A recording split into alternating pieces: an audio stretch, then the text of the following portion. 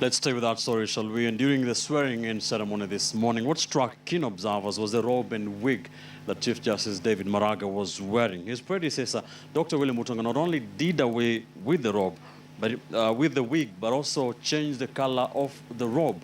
So just what gives? Is this symbolic in any way? KTN News reporter Timothy Otieno takes a look at the Chief Justice's attire. For the judiciary and the dawning of a new era as Chief Justice David Maraga took the oath of office at the Nairobi State House lawn Thursday morning. So help me God. But it is his rather peculiar outfit that would send a resounding message to Kenyans who have in the past related the synonymous maroon robe and powdered white wig to the colonial days. Maraga's swearing-in ceremony to diligently serve the people of the Republic of Kenya.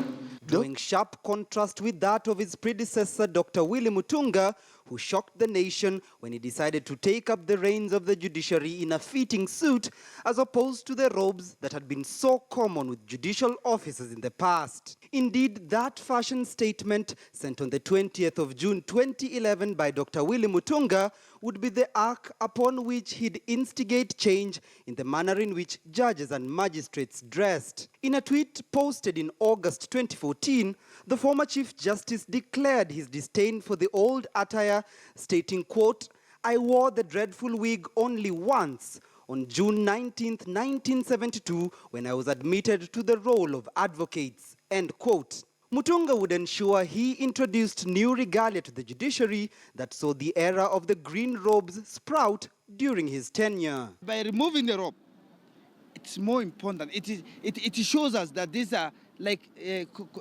people like us.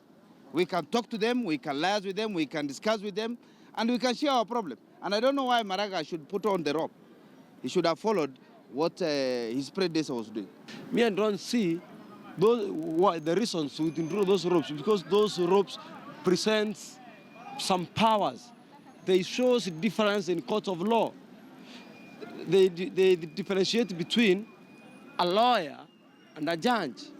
So not only did former Chief Justice Willy Mutunga get rid of the maroon robes and white wigs and introduce the green robes, but also discouraged the use of terminology such as "your lord" for male judges and "your ladyship" for female judges, instead encouraging the use of "your honor" or "mheshimiwa" within Kenya's judiciary. But it appears we may be going back to the old ways if Maraga's attire is anything to go by. Total cooperation. In a move seen as a pointer into his leadership style and philosophy, Maraga's dress code may have been a subtle statement meant to set him apart from his revolutionary predecessor. It means that Maraga, there is something new he's bringing to the judiciary, or the tradition of the judiciary is being maintained by the attire that we saw Maraga come with. Indeed, a report dubbed "Dressing and Addressing the Kenyan Judiciary," released by Willy Mutunga in August 2011, was quoted as stating that the old judicial attire, borrowed from the Western countries, was designed to project dignity.